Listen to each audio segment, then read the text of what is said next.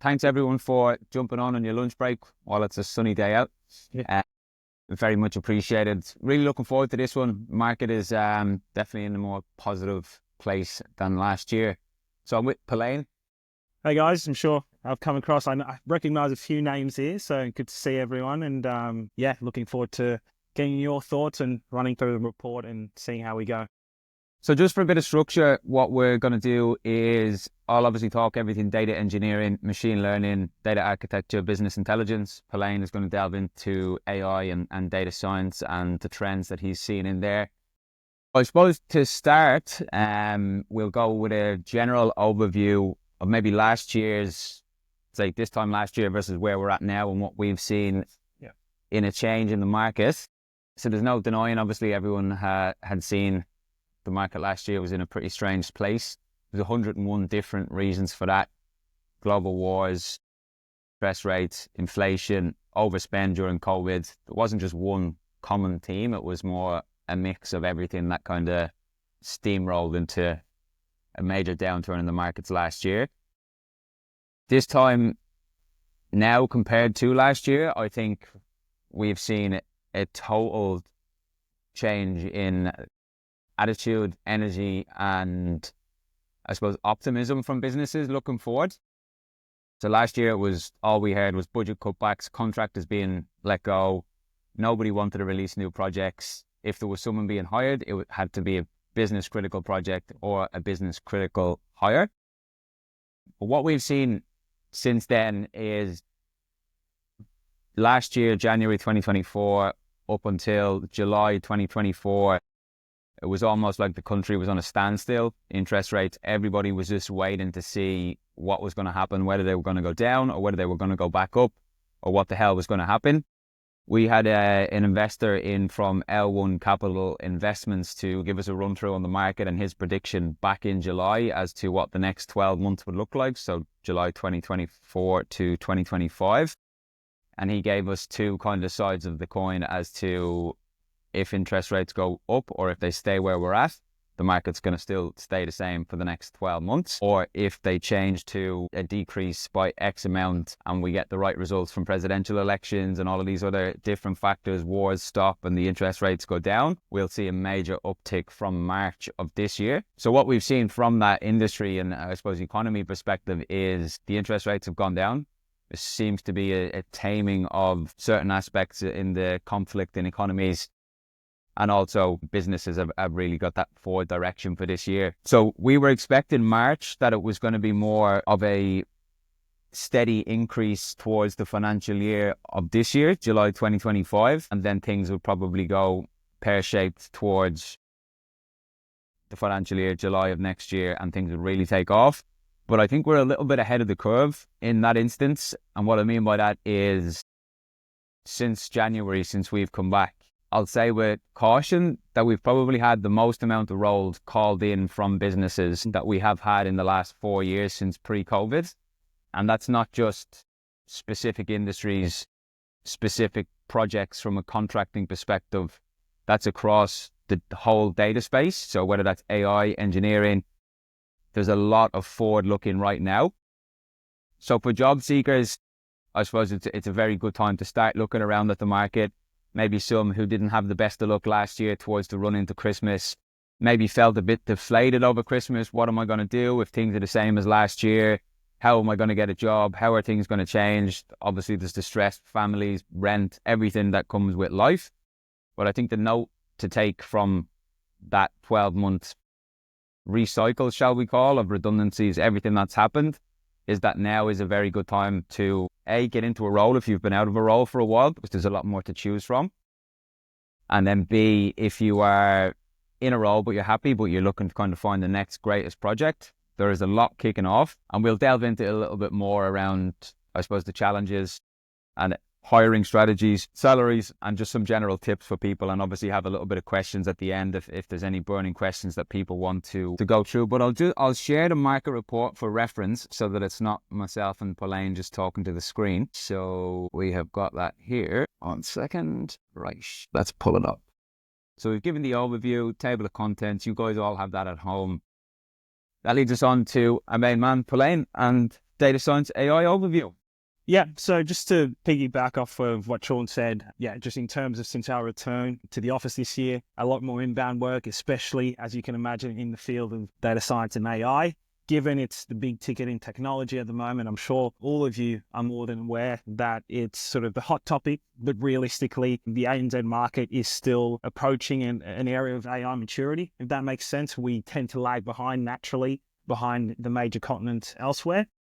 So although we're a step behind, it does mean that there's promise to come in the future. And that means, or to our surprise, really, it's come a lot quicker than we thought, right? We were expecting it maybe towards the new financial year, that we would see a lot more project engagements and a lot more plans being approved and finalized. But what we're seeing now is that the adoption is starting to happen. So if you are in that space, and as Sean said, if you had a bit of misfortune last year, and I'm sure many of you, and I know a few of you in here are very talented data scientists and AI specialists, I think you'll have more success this year and heading into sort of the next financial year as well.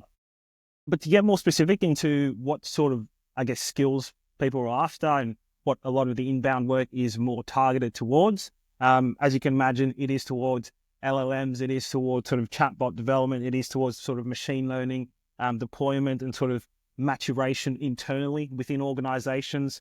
So obviously using those open source sort of tools, but then making it business specific to each use case. So last year was a lot of POCs and initial projects, testing the waters. Essentially, executives were getting their feet wet, but weren't really investing into this space. But now we're seeing that sort of change. So if you're looking into what you should focus on realistically, if you're a data scientist and what you can expect to see in the next few months, it's certainly an investment around ML model building and deployment, as I said, and specifically working with tools like TensorFlow, PyTorch, Scikit, etc. NLP as well is always a favorite in this space. And then within certain sectors like healthcare and government sectors as well, computer vision and advanced deep learning models are going to become a necessity for different business use cases, as I mentioned. So that seems to be the trend. And that's where a lot of our inbound work is coming from. And I know it's a very niche skill set, but if it's something that you can upskill yourself in, or if it's something that you've done before on the side, whether it's personal projects, don't be afraid to mention that, in your CV. Make that aware to us as recruiters that you've done this sort of thing before, because that's what's really, winning the attention of managers at the minute. And that isn't just restricted to, I suppose, seniors, right? Because typically you have to be in this space for quite some time if you're working with, building your own end-to-end model and things like that, and working with LLMs, but even graduate level specialists or those transitioning from a more analyst or engineering background, you're going to find a bit more success, especially in the consulting space. I had a meeting yesterday with one of the partners within one of the big four consultancies, and I think in the new financial year, they've essentially got a host of roles that they're going to release at the junior and mid-level. So even if you're not the most technically proficient person, as long as you can speak well, you can sell yourself in, and you understand the general architecture around these sorts of topics that you see on screen, and then you're going to have a bit more success, I think, heading into the next financial year. Yeah, I hope that covers everything there. Yeah. I suppose one thing to ask and maybe communicate across to the guys as well, Pauline, would be AI governance. Are you seeing much on that space? Yeah, mate, and that's a really good question, just because I think that's probably one of the main things that hiring managers are struggling with at the minute. It's just having the right governance and I guess policies around how you manage that data and share that data internally when you start to implement these models. So AI governance is probably the hottest to trot topic when it comes to consulting advisory roles at the minute. Some of you are probably aware of it, but there's one company in particular that's got about 50 roles advertised in that space. And so those who have a background in law and policy, in sort of public relations and things like that, and come from a data-driven sort of background, if you can find a role or if you can start to apply yourself into those positions, you're going to be highly sought after. So AI governance and ethics is probably one of the nichest and most highly sought after pockets within this space. So yeah, definitely something to think of moving forward. Yeah. So obviously a lot going on in that space, which does intertwine obviously into data engineering and machine learning. I take it a lot of people have already read the report. I've kind of touched on this at the start in terms of all of the different variables as to why we were in that position last year from nearly a standstill perspective with projects, roles. Everybody was confused as to what the hell was going on.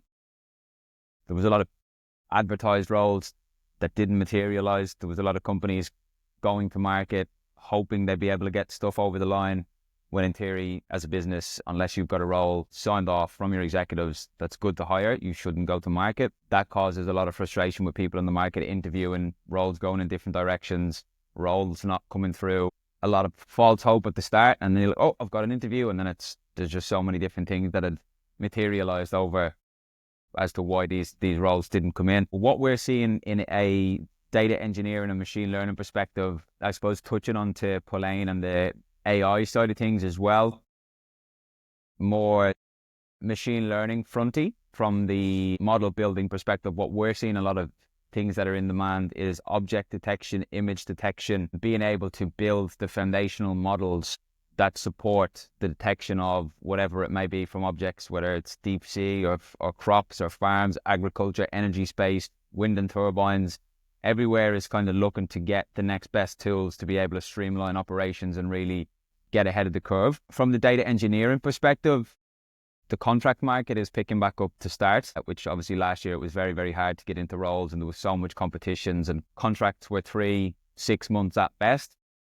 Since coming back in January, I think we've had 8 or 9 contracts called in. Yes, there has been still a handful of 3-month contracts, but the bulk of those contracts are now looking 6 and potentially even 12-month contracts that are getting signed off because the programs of work are that long, which reflects a good market. When obviously long-term contracts are there, people can see long-term pipeline of work. And from that permanent perspective as well, within the data engineering field, that we've had, I think, 5 or 6 different roles called in already this year, and a pretty hefty pipeline of what's to come. What we're hearing from project perspective and industry perspective, every industry is starting to motor along. Projects, the main tools we're hearing would be Databricks, DBT. Fabric is one that's very interesting. I know there's been a lot of controversy around this. I've got a podcast coming up next week with the MVP for Fabric Australia. So if people have any hesitation around it, or if people want any in-depth knowledge as to what it's all about, definitely tune into that one. And this guy's got a lot to talk about it. And in short, from a Fabric perspective, what their use case is that it's not for developers, it's for the business, which is contradictory in a lot of technology because everybody wants to work on the best technology, the coolest technology. But data is obviously to turn insights and material into revenue at the end of the day. And businesses themselves will struggle, non-technical people, non-technical stakeholders, to get their head around these different data warehouses. They don't really know what the hell is going on. Whereas Fabric is supposedly a hell of a lot more user-friendly and supposedly 100% focused on ease of efficiency for business and from a user interface perspective for people to be able to use it a lot easier to get things done quicker. So I suppose in short, data engineers, it feel like a broken record every time we come on to do these webinars. Data engineers are in demand. There's no denying it. Specifics within data engineering, people are looking a little bit more specific in terms of what they want from a business perspective. During the COVID days, if somebody was looking for a mid to senior data engineer, there will be a lot more acceptances or a lot more things that they would overlook in terms of what they really wanted versus what they're willing to hire because there was such a shortage on the market. What we're seeing now is 2 sides of the coin. One, businesses are being a lot more specific in terms of the exact tools or cloud that you've used. Don't get me wrong, I agree, and I know that, yes, GCP has similarities to Azure, Azure has similarities to AWS, PySpark on Azure, PySpark AWS, they're not the same. So there are intricacies within. So businesses are really looking, if they're in Azure shop and Azure house, obviously they're going to try and hold off to get someone who's got that domain knowledge from Azure versus AWS or GCP, which they can fall back on later down the line. And from the industry perspective, we are seeing companies focusing a lot more around those who have specific industry experience, whether that's finance, energy, utilities, consulting, whatever it may be. There are things to factor in as well. If you're applying for roles, you can kind of cast your net narrow in what you've done previously, whether you've worked in a retail shop, whether you've worked in anywhere you've worked before, you can kind of maybe focus your outreach towards specific industries. Consulting as well, again, a very interesting podcast we've got going on today with Simon Aubrey coming in from his ThoughtWorks. He's done a lot of consulting spaces, so there'll be a lot to gain from this podcast too. We're going to talk about consulting in depth. I know there's a lot of stigma around consulting, but for those lower level or mid-level engineers who want to cast the net wide in terms of where do I want to go? Do I want to focus specifically in data engineering? Do I want to specifically focus on machine learning model building or whatever it may be? Or do you want to get into a consultancy where you can get multiple projects and kind of have that broad spread experience from industries and also data science, AI, engineering, platform building, whatever it may be? Consultancies can give you that space, and they are heating up right now in the market. So you can call it maybe a fallback, but consultancies are typically slightly easier to get into if you've got that communicative business approach towards your mindset than fintech businesses or specific energy projects, because you need to know the lingo, obviously, from that perspective. So in short, data engineering, machine learning, it's booming. It's never not been booming apart from last year. And I think we're going to see a lot of exciting projects coming up in that space this year. So get ahead of the curve as a hiring manager as well. We all remember what it was like in COVID. It was extremely hard to find your specific niche resources. You found someone, there was counter offers. The two things to take from that: if you're going to market for roles, make sure you've got a very, very strong hiring process. Make sure you know what you want. Don't have any fluff about your process. And if somebody good lands on your door, pick them up, because there's going to be a lot of people looking for skilled resources this year. And then on the flip side, if you've got long-term projects as a hiring manager, it's important to check in with your current employees now. Ask them, what do they need from you as a manager? Are they happy in the current role? For the next 6 to 12 months, what do they as an employee need from you as a manager to ensure that they're here for the project? Let them know you value them. Don't assume that they think that you like them or they're an MVP on a project. Let them know, make them feel heard, make them feel recognized, compliment them for the work, give them a raise if they need, because these are the type of people that you will lose to better offers, better companies, and companies that do see the value. So that's a major thing to note for hiring managers, is retention strategy this year and right now is going to be pivotal for your success for projects further down the line. So I think that's the overview of the markets in general that we cover: data science, AI, BI, ML, and engineering. I think we'll talk a little bit around the challenges from a job seeker, resumes, tips, tricks, and we can pause for some questions as well then after this before we kind of wrap things up. But I think maybe from what a lot of people would like to hear, Paul, will probably be around the AI. There's so many different intricacies, niches, LLMs. I can't even get my head around it. You've got it all boxed off. You know what's going on.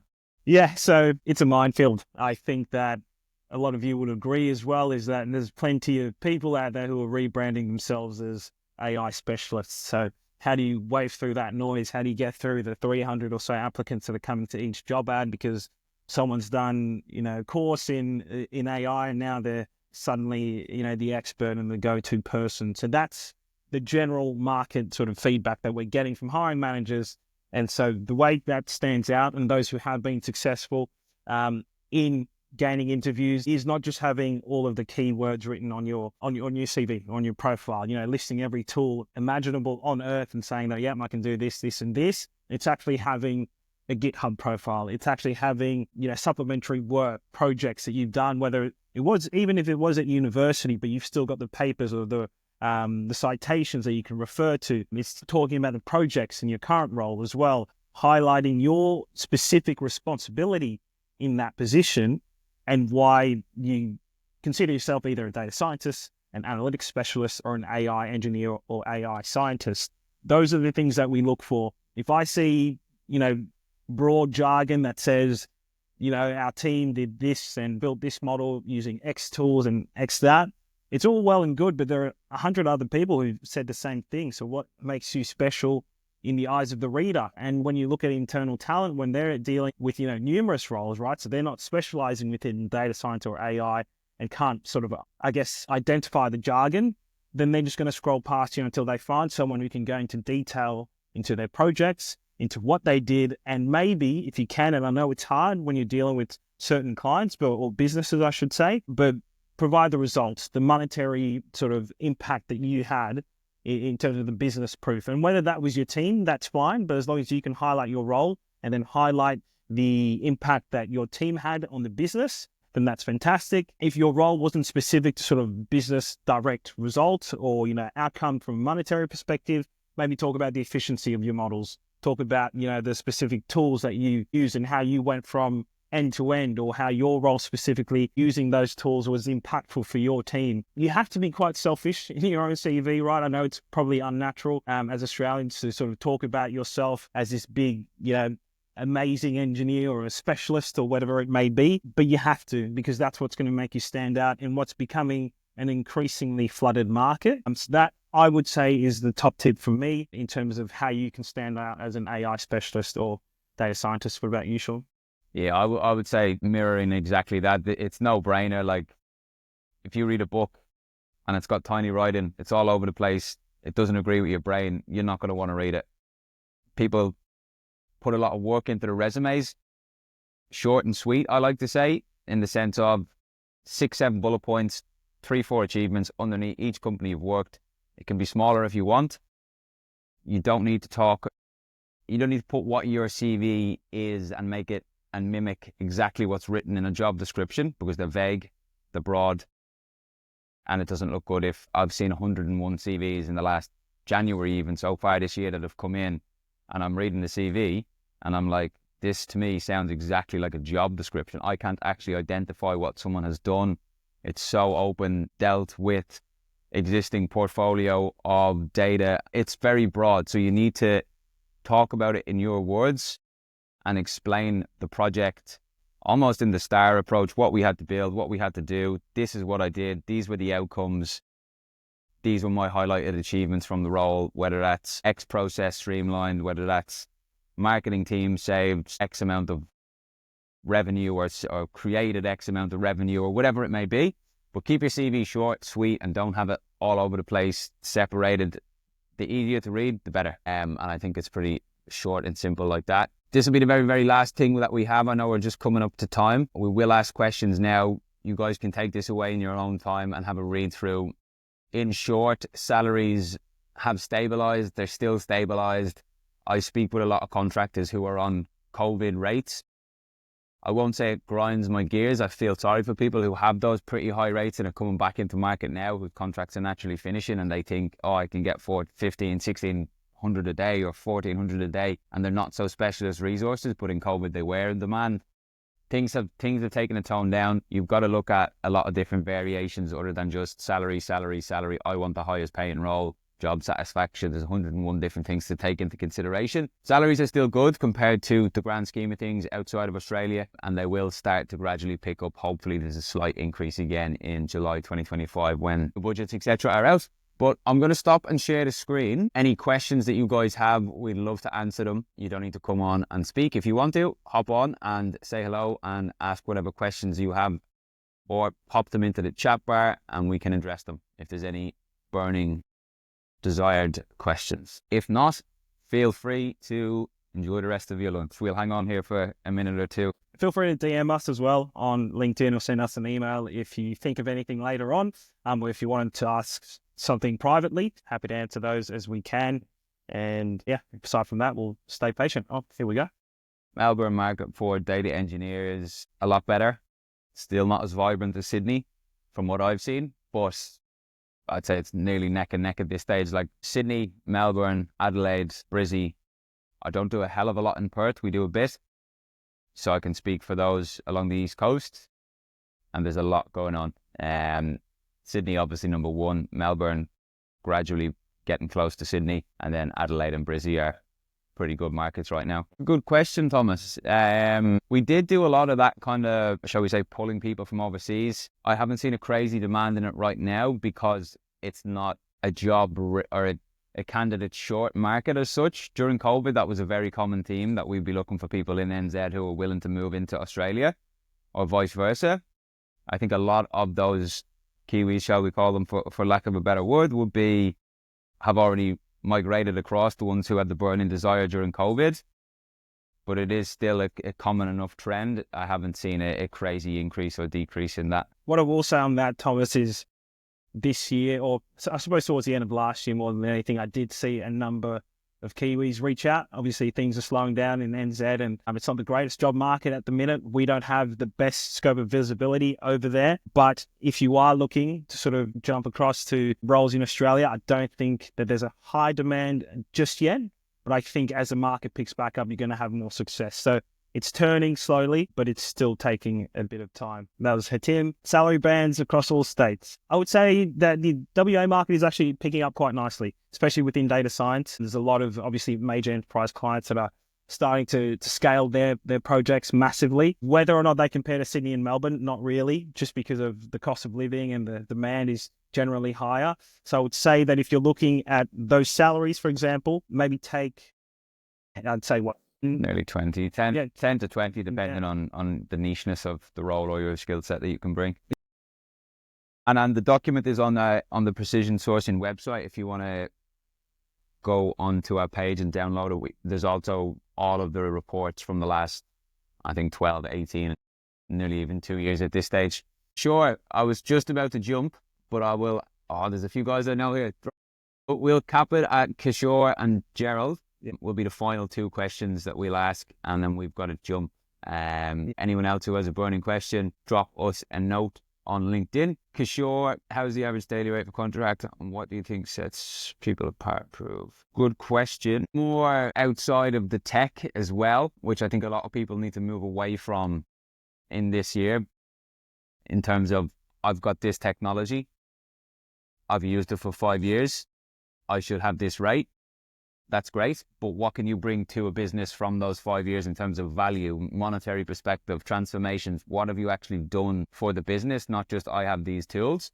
But touching on if you're going for a highly focused Azure role where a business has only ever worked in Azure platforms, if someone has got Azure, they're going to get a higher rate than someone who has got AWS and wants to try and get in there, because they're not going to be able to absolutely hit the ground running from the get-go. Even, I know there are the similarities, but it's still, the baseline fundamentals are slightly different. And Gerald, Pauline can answer that one for you. It's a really good question there, Gerald. I'd say it's a mixture of things. I'd say it's a mixture of FOMO and sort of following the market trend. Let's launch our own AI projects because our competitors are. That was certainly what was happening last year and the year before, but this year, and look, we don't tend to engage on projects or on roles where it hasn't been well thought out or the organization isn't clearly aligned as to what's happening. So I would say from that point, it's happening more and more. I think businesses have had the time to actually set out sort of their data sort of maturity progress, their life cycle, and figure out how they're going to invest in AI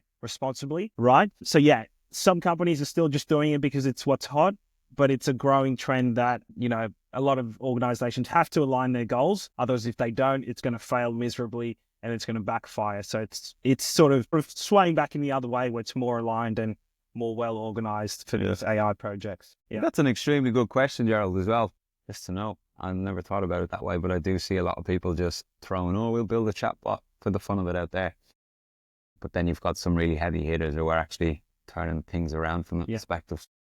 Look, guys, I appreciate everybody coming on and taking the time out of your lunch to listen to us ramble about the data market. In short, we're in a much better position now than we were this time 12 months ago. You could say it was hell for a lot of job seekers.